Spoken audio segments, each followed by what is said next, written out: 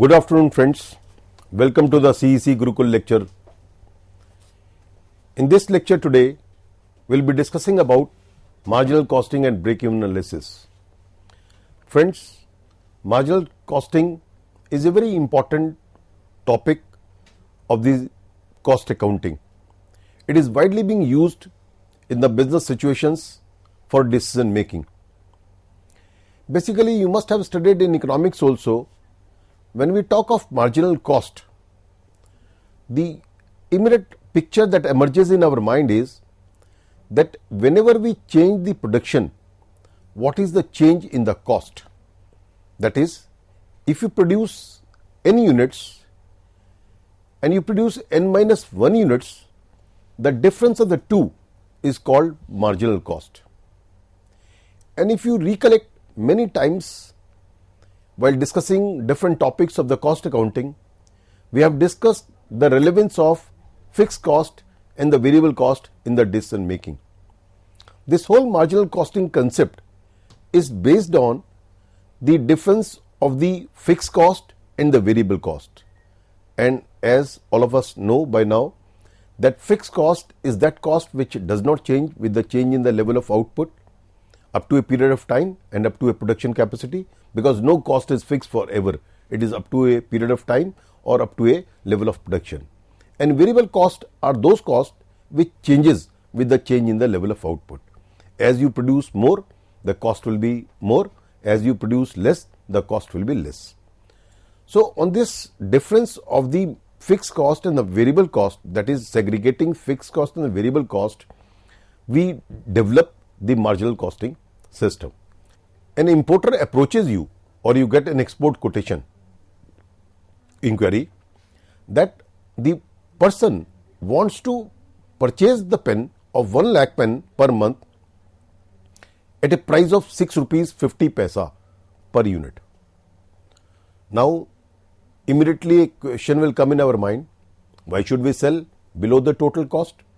Because at present our cost per unit is, because we are incurring 6 rupees per unit as a variable cost, 2 lakh rupees a fixed cost, so per unit fixed cost is 2 rupees, so 8 rupees per unit is the total cost of producing one pen.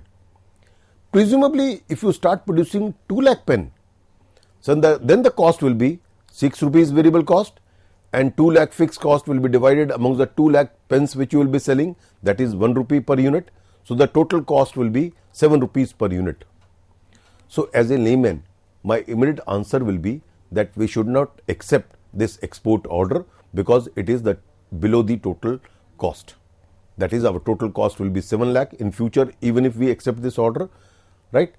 And we should not accept this order because the importer, the exporter, to the person to whom you will export, the company to whom you will export, is asking the price of 6 rupees 50 paisa in terms of Indian rupees. But my answer, if I use my marginal costing technique, I'll say we should accept this order. Why? Let me tell you why. Because this 2 lakh rupees fixed cost which you are incurring, you are going to incur at any point, means in the sense, even if you produce 1 lakh pen or you produce 2 lakh pen, your fixed cost you are bound to incur, right? So this is not going to affect your total cost. It is not going to affect your cost because this 2 lakh rupees is a fixed cost which you are bound to incur even if you produce, either you produce 1 lakh pen or 2 lakh pen. Now the question is how I will see under the marginal costing that what is the additional cost which I will be incurring if I accept this order. If I accept this order of 1 lakh pen of selling this pen at 6 rupees 50 paisa, what is the additional cost? My additional cost will be the only additional variable cost which I will be incurring for producing this additional 1 lakh pen. And this additional 1 lakh pen cost will be only 6 lakh rupees because 2 lakh rupees fixed cost in any case I am going to incur whether I produce 1 lakh pen or 2 lakh pen. And the revenue which I will be generating, additional revenue which I will be generating will be 6 lakh 50,000 rupees. So if I accept this export order, my profit will go up from 2 lakh rupees per month to 2 lakh 50,000 rupees per month. So friends, which is a better situation? Certainly a situation where your earning a profit of 2,50,000 is a better situation as compared to the profit which you are earning earlier without accepting this export order. And mind it, I am presuming that your factory has a capacity and it is not going to impact your local market. So when I use my marginal costing technique, I'll say I should accept this order, and by accepting this order, I'll increase the profit of my business by 50,000 rupees. So this is the beauty of the marginal costing. Now let's me discuss the different nitty-gritty of the marginal costing. Let's understand what this. I have just told you just to introduce that what is the benefit of the marginal costing. We will be discussing in detail, but I have just introduced so that you can have a feel of that how where we use the marginal costing and how important this is for business decision making. So now let me discuss in detail the each and every aspect of the marginal costing. We say that marginal cost is the additional cost of producing an additional unit of product. As I said in the beginning, that marginal cost is the change in the cost in the when the production changes. So it is the additional cost of producing additional unit. It can be defined or it can be understood in many ways. It is also being said it is the total of all variable cost, because fixed cost will remain same. So it is the variable cost that will be changed. So the total of variable cost is marginal cost. It is composed of all direct cost and variable overheads. Means direct costs are those costs which can be directly attributable to a cost center.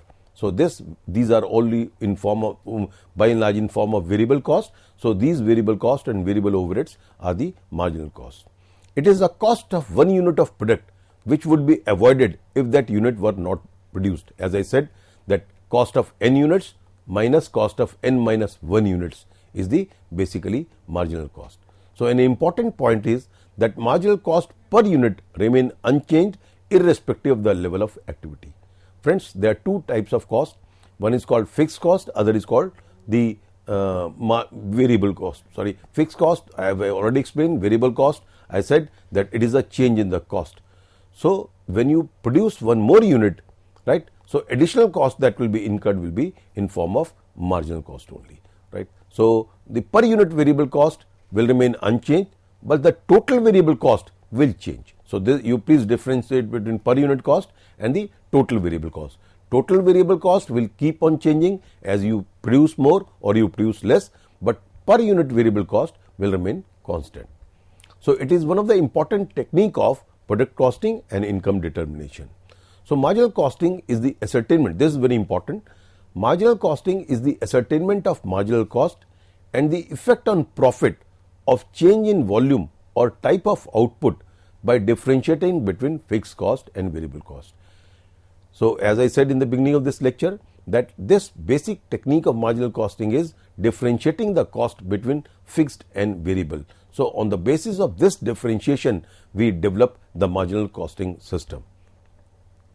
So as per the CIMA, means Chartered Institute of Management Accountant, it is a London-based management accounting organization. It is the most widely accepted and mostly very important organization of management accounting. So it says the accounting system in which variable costs are charged to cost units and fixed cost of the period are written off in full against the aggregate contribution, means they are defining what is marginal costing.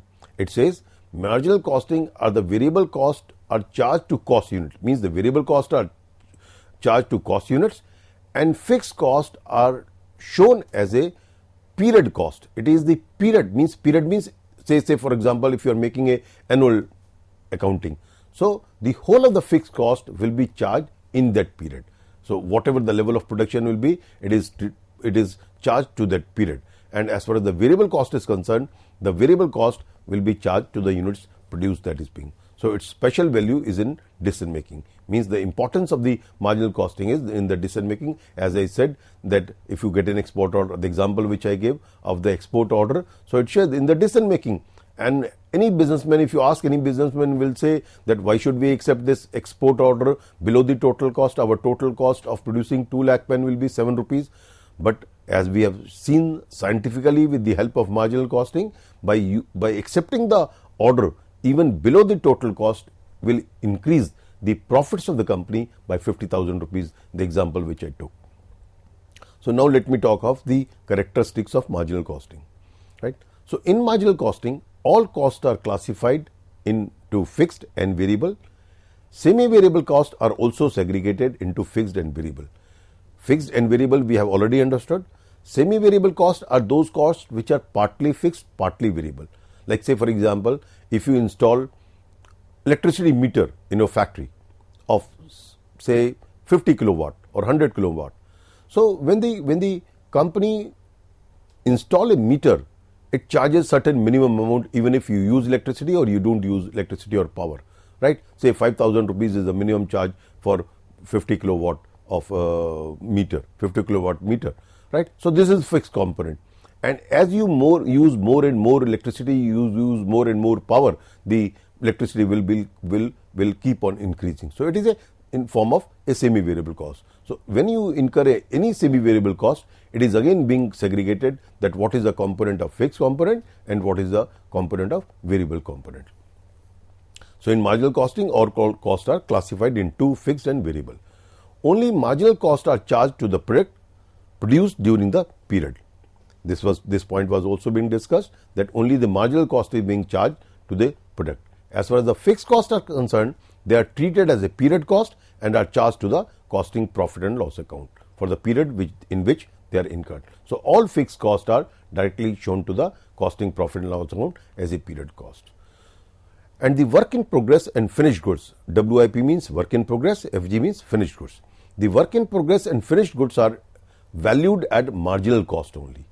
Means in the end, the work in progress which you have in the business, like because you know all the goods that you are producing is not being completed during the period itself. The business is a continuous process, and the finished goods which you have in the business, the inventory which we call it.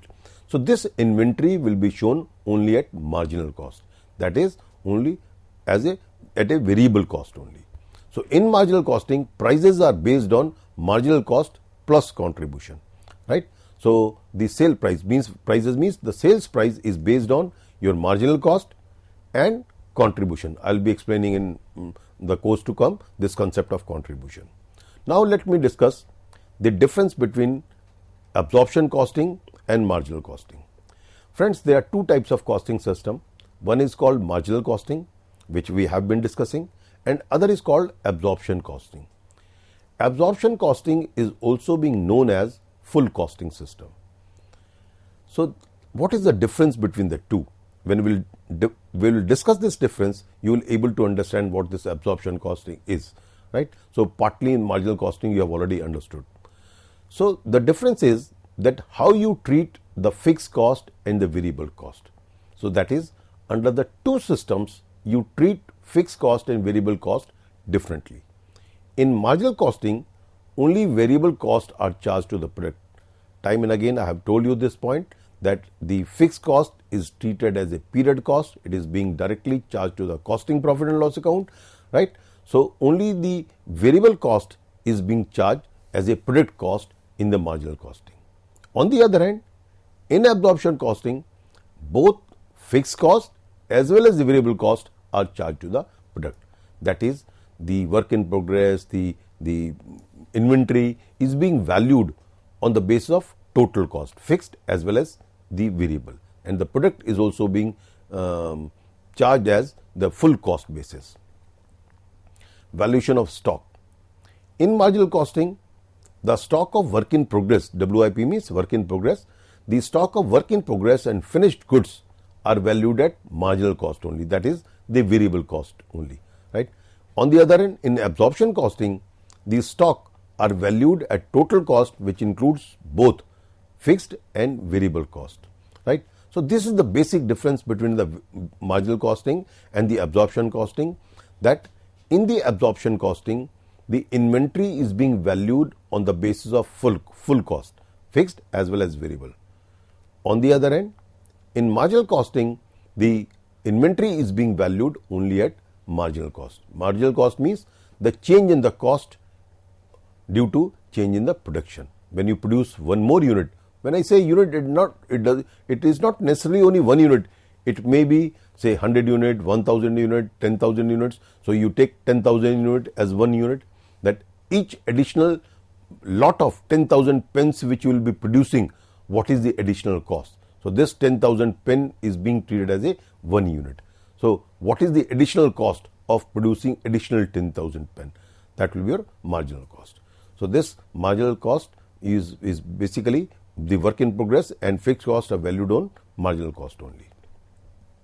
Measurement of profitability. See, the profitability under the two methods will be different, because mainly because of the point number 2. That is, point number 2 means because of the inventory valuation. Now let me discuss this point. In marginal costing, relative profitability of a product or department, means the profitability of a product or a department, is based on study on relative contribution. What is the contribution? Contribution means difference between the sales value and the marginal cost. Again, this concept of contribution I'll be using again and again in marginal costing. So at this point you understand that contribution means it is the difference of sales value, your selling price, and your marginal cost. So this, in the marginal costing, profitability is measured on the basis of the concept of contribution. Sales value and marginal cost of sales is called, the difference between sales and marginal cost of sales is called contribution, made by respective product or departments. The managerial decision thus guided by contribution. So what it means is that how you measure profitability. I'll say in marginal costing, you measure profitability on the basis of contribution. And what is contribution? I've just said sales price minus variable cost. If your sales price is 10 rupees, your variable cost is 6 rupees, I'll say your contribution to this pen is, or to this unit is 4 rupees. In absorption costing, relative profitability is judged by profit figures, which is also guiding factor for managerial decision. That is, what I said in the marginal costing, I said the profitability is being measured in terms of contribution. But here in absorption costing, profitability is being measured in terms of profit figure. That is sales price minus total cost. That will be the profit. So the net profit under the two system may be same or may be different. So means I have discussed with you two types of system, absorption costing and the marginal costing, right? So the profit shown under the two system may differ. It may differ, it may not differ. I'll just explain that under which situation, under what conditions the profit will not differ, and under which conditions the profit will differ, right? So differences in the profit may be because of the different basis of inventory valuation. This profit figure, whenever there is a difference in the profit of the two systems, that is marginal and absorption, is because of the difference in the inventory valuation technique, right? As I said, that inventory is being valued under the absorption costing on full cost basis. In the marginal costing, it is based on only inventory is being valued. Inventory means work in progress and finished goods is valued on the base of only on the base of marginal cost. That is variable cost. By and large, marginal cost means variable cost. So in marginal costing, stock of work in progress and finished goods are valued at variable cost, whereas in absorption costing, stock are valued at total cost. I have just explained this point, right? So what is the difference? Profit under two system may be different because of the difference in the stock valuation. The underlying word is stock valuation. Because this inventory valuation is different, the value of the inventory under the two system is different. Because of that, the profit will be different. So there are three cases. First case, when the production is equal to the sales. Whatever you have produced, the total amount is being sold. That is, there is no difference in your opening and closing stock, or you may call it whatever the opening stocks are, that is your closing stock also. Whatever you produce, the whole of the production is being sold. So when there is no opening and closing stock, or when opening stock is equal to closing stock, then profit loss under the two systems will be equal. That is, there will be no difference in the profit of absorption costing and marginal costing when the opening stock and the closing stock is same, right? Production are when the more than sales. When the production is more than the sales, then the profit under the absorption costing will be more than that of the marginal costing. What it means? Time and again we have talked just now that the inventory valuation is different under the two methods. So if you produce more than what you are selling, right? So part of it will be shown as inventory, and inventory is a credit side item. So when inventory is a credit side item, means it is an income side item. So when the value of the inventory under the absorption costing is more, so obviously the profit shown under the absorption costing will be more than the marginal costing. So friends, in a situation when production is more than the sales, then the profit under the absorption costing will be more than the marginal costing. And lastly, if the production is less than the sales, you are producing 1 lakh units and you are selling only 80,000 units, right? So when the production is more than the sales, in that situation, the profit under the marginal costing, that is the other way around, right? Under the second situation, the profit under the absorption costing was more when the sales is more than the production. Now when I am saying when the production is less than the sales, in that case, marginal costing will be more than that of the absorption costing. That is, the profit under the marginal costing will be more than that of the shown in the absorption costing, right? So friends, what we have discussed up till now is that we have discussed the meaning of marginal costing.